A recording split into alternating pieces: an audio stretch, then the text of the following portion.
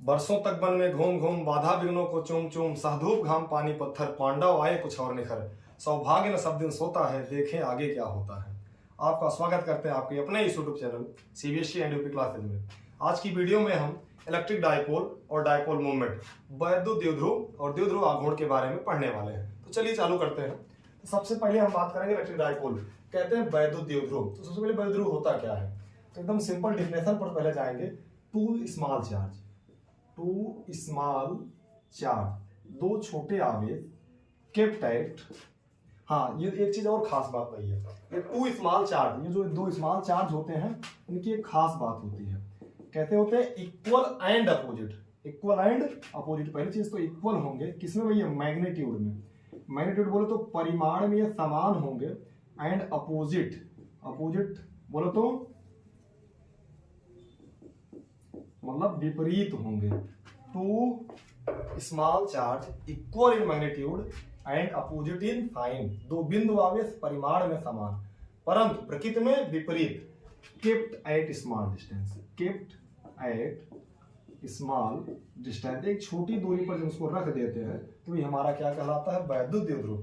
दो बिंदु आवेश परिमाण में समान, मतलब 2 कूलम तो 2 कूलम, परंतु प्रकृति में विपरीत, मतलब एक पॉजिटिव तो दूसरा नेगेटिव, उसे हम क्या कहते हैं, इलेक्ट्रिक डायपोल। इसको समझते हैं। जैसे अगर एक हमारा माइनस क्यू चार्ज है और एक दूसरा हमारा कौन सा प्लस क्यू चार्ज है, ये माइनस क्यू और प्लस क्यू चार्ज एक दूसरे से स्मॉल डिस्टेंस मान लीजिएगा 2L पर रखे गए हैं, तो ये जो सिस्टम आपका बनता है यही क्या कहलाता है, वैद्युत द्विध्रुव कहलाता है। जैसे चार्ज ये क्यू है, ये भी क्यू है, लेकिन ये माइनस ये प्लस, बोले तो मैग्नीट्यूड में सेम है लेकिन नेचर जो इनका है अलग अलग है। इसे हम क्या कहते हैं, इलेक्ट्रिक डायपोल। अब जो हमारा इलेक्ट्रिक डायपोल मिल जाता है, अब इसे इलेक्ट्रिक डायपोल से संबंधित डायपोल मूवमेंट कहते हैं, द्विध्रुव आघूर्ण। तो जब हम बात डायपोल मूवमेंट की करते हैं, डायपोल मूवमेंट हिंदी में कहते हैं द्विध्रुव आघूर्ण, ये बराबर आता कहते हैं dipole movement is equal to magnitude of charge into distance between them. तो मतलब बोले तो चार्ज, मैग्नीट्यूड ऑफ चार्ज, बोले तो चार्ज कितना है, क्यू है, क्यू का केवल क्या लेंगे भैया, पॉजिटिव हो या नेगेटिव कोई दिक्कत नहीं है, केवल मैग्नीट्यूड लेंगे, into distance between them. Distance कितना है, 2L। तो बोलो तो डायपोल मूवमेंट क्या है, जो आवेश है उनका परिमाण तथा उनके बीच की दूरी के गुणनफल को ही द्विध्रुव आघूर्ण कहते हैं।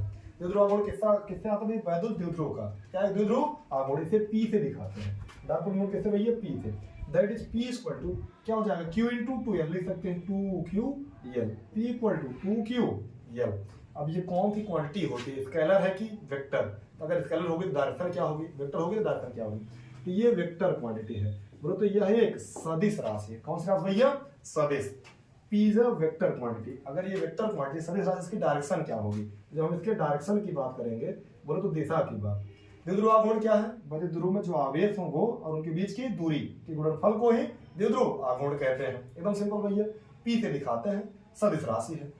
अगर हम इसकी दिशा की बात, सदिश से तो दिशा भी होगी, जाहिर सी बात है।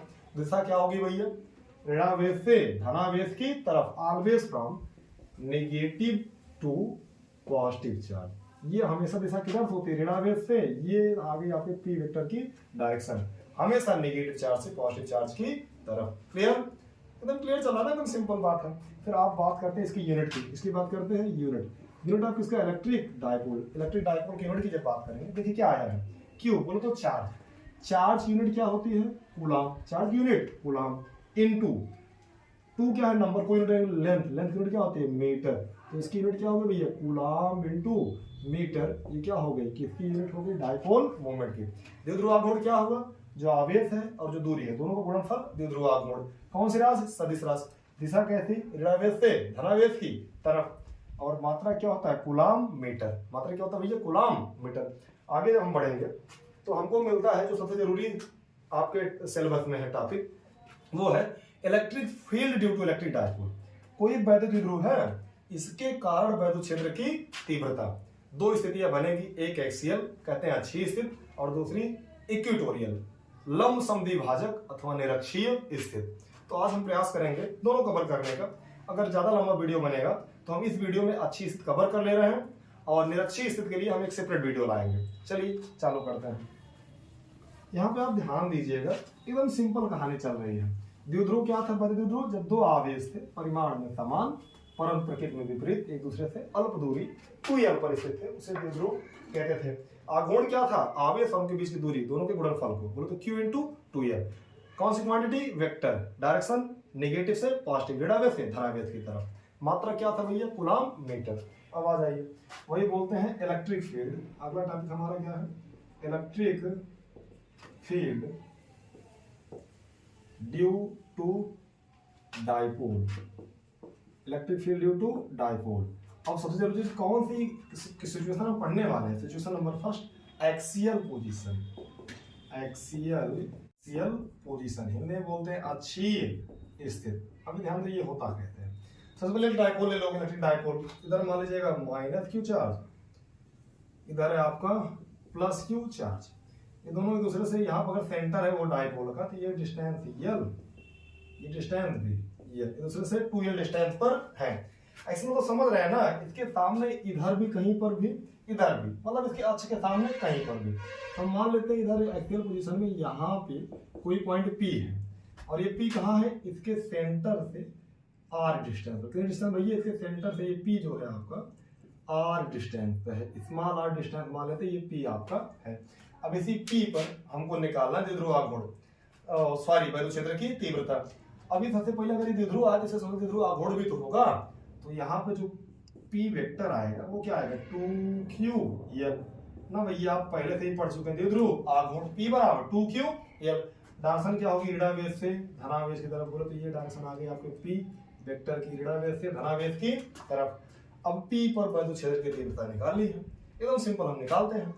एक आएगा इस माइनस क्यू के कारण, एक आएगा इस प्लस क्यू के कारण। इसको मान लीजिएगा फर्स्ट, इसको मानते हैं सेकंड। एक आएगा E1 किसके कारण है भैया? माइनस क्यू कारण। तो E1 कितना आएगा? आप जानते हो कितना आएगा? K Q, चार्ज कितना है? Q by distance. अच्छे समझना, K Q डिस्टेंस, ये R है, ये L है, पूरी डिस्टेंस क्या हो जाएगी? R plus L। क्योंकि जो E1 निकाल रहे हो कहाँ पर निकाल रहे हो? P पर। क्या हो जाएगा? R प्लस L का होल स्क्वायर। डायरेक्शन देखो, डायरेक्शन देखो कितना भैया हो गए? आप जानते हो नेगेटिव चार्ज की तरफ, ऋणावेश की तरफ, मतलब यहाँ से ये इस दिशा में आ गया आपके E1 की डायरेक्शन। इसी तरीके से निकालेंगे आप E2। क्या निकालेंगे? E2। फिर से लिखेंगे K, चार्ज कितना है? Q ही है, डिस्टेंस पर आ जाओ। ये पूरा डिस्टेंस R, ये L, क्या हो जाएगा? R माइनस L का होल स्क्वायर। एकदम सिंपल कहानी मिल गई आपको। E1 की वैल्यू, E2 की वैल्यू। जब E एक्सियल की बात करेंगे आप, E एक्सियल कैसे आएगा? देखो दोनों, अच्छा E2 डायरेक्शन धनावेश से दूर की तरफ, मतलब ये किसी दिशा में, ये E2 की डायरेक्शन। देखो E1 और E2 अपोजिट डायरेक्शन में हो गए, मतलब अगर हमको यूनिट चाहिए तो घटाना पड़ेगा। सबसे जरूरी बात, किसमें से किसको घटाएंगे? E2 में से E1 को, E1 में से E2 को। जैसे होता क्या है कि जब आप एज टीचर पढ़ाते हैं, चीज़ों को सही तरीके से, मतलब छोटी चीज़ों को आप इग्नोर कर देते हैं, कितना तो पता ही होगा बच्चों को। लेकिन जब आप एज टीचर के साथ साथ एज ए स्टूडेंट भी सोच के पढ़ाते हैं, तो वहां से कहाँ पे आपको प्रॉब्लम होने वाली है, छोटी छोटी प्रॉब्लम आप समझ जाएंगे। जैसे यहाँ पे अगर हम E1 माइनस E2 करें तो गलत नहीं होगा हमारा, लेकिन हाँ डायरेक्शन क्लियर नहीं होगी। समझ वाली बात नहीं? जिसका मैग्नीट्यूड ज्यादा होगा उसमें से घटाएंगे तो डायरेक्शन भी इसी वक्त हमको मिलते चलेगी। तो यहाँ पर आप देखेंगे E1 की value KQ by R plus L square, E2 की value KQ by R minus L square. देखो न्यूमरेटर तो सेम है, डिनोमिनेटर इसका बड़ा है, इसका छोटा। जिसका डिनोमिनेटर छोटा उसकी वैल्यू ज्यादा। बोलो तो यहाँ पे क्या है? E2 is greater than E1, इसीलिए जब वहां पे आगे आप माइनस करेंगे, ये एक्सियल निकालेंगे, क्या हो जाएगा? E2 minus E1। तो चलिए रखते हैं वैल्यू सिंपली ला करके। E2 की वैल्यू कितना है? KQ by R minus L का होल स्क्वायर, माइनस इसकी वैल्यू क्या है? KQ by R plus L का होल स्क्वायर। सिंपली KQ को ले लेते हैं कॉमन। KQ क्या ले लिया भैया? कॉमन। यहाँ पे बच गया आपका, डिनोमिनेटर सेम करेंगे, हर बराबर करने, इसका गुणा इसके साथ, इसका गुणा इसके साथ, इनका आपस में लिखेंगे। क्या लिखेंगे भैया? ऊपर क्या आएगा? ये R प्लस L का whole square minus R minus L का होल स्क्वायर पूरे का बाई R माइनस L का whole square into R plus L का होल स्क्वायर। सिंपल है ना भैया? चलिए आगे इधर सॉल्व करते हैं, आ जाइए। तो जो आ रहा है E axial is equal to, कैसे आ रहा ध्यान दीजिएगा, KQ, तो लिखते हैं क्रम से KQ।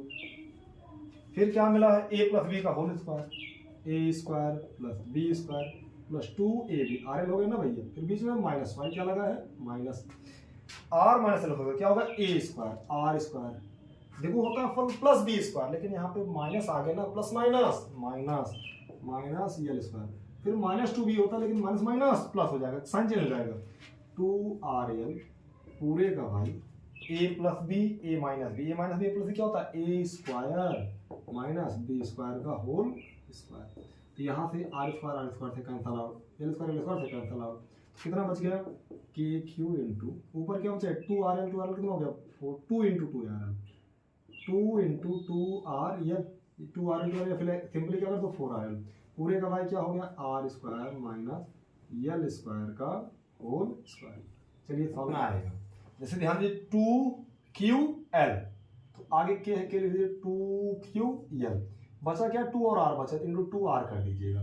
अब ये सबसे जरूरी 2ql होता क्या है ध्यान दीजिएगा, 2ql क्या है p है, क्या भैया p, बाकी जो है R square minus L square का होल स्क्वायर लगा लेंगे, यहाँ पे आगे आ जाएंगे k इंटू 2ql क्या हो गया आपका p और 2 आगे इधर ले लो 2p इंटू r पूरे का भाई क्या आ गया R square minus L square का होल स्क्वायर। अभी आपको बताया गया मोस्टली मतलब हमेशा ज़्यादातर यही होता है कि जो r है ये डिस्टेंस जो r है वो यल की तुलना में बहुत अधिक होती है, r बहुत बड़ा होता है यल की तुलना में, तब होगा क्या देन जो यल स्क्वायर होगा उसकी वैल्यू कितने के बराबर होगी 0 के बराबर, तब क्या बनेगा e axial is equal to क्या बनेगा भैया k into 2p into r by, ये तो 0 हो गया आर स्क्वायर और स्क्वायर क्या आर पावर 4, एक आर का आर क्यूब आगे नहीं भैया क्या आ गया k into 2p by R cube, ये आपका फार्मूला बन गया। तो e axial is equal to k into 2p by R cube, ये डायरेक्ट वेक्टर क्वांटिटी है डायरेक्शन भी होगी। देखो E2 क्या है ज्यादा है, E1 क्या है कम है, तो जो नेट की डायरेक्शन होगी वो E2 के सेम होगी क्योंकि E2 मैग्नीट्यूड में क्या था ज्यादा, E2 किधर है दूर की तरफ, एक खास बात और PV किधर है उधर की तरफ ही है, दोनों डायरेक्शन सेम, तो यहाँ पे वेक्टर फॉर्म लगाना चाहे तो E वेक्टर की जो डायरेक्शन होगी वो P वेक्टर के बराबर होगी। तो यहाँ पे सबसे जरूरी चीज नोट करने वाली पॉइंट कि direction of E vector is same as P vector, जो E वेक्टर की डायरेक्शन होगी बदुच्छेद दिशा दिशा के समान होगी। ये कब होगा अच्छी स्थिति में एक्सियल पोजीशन में।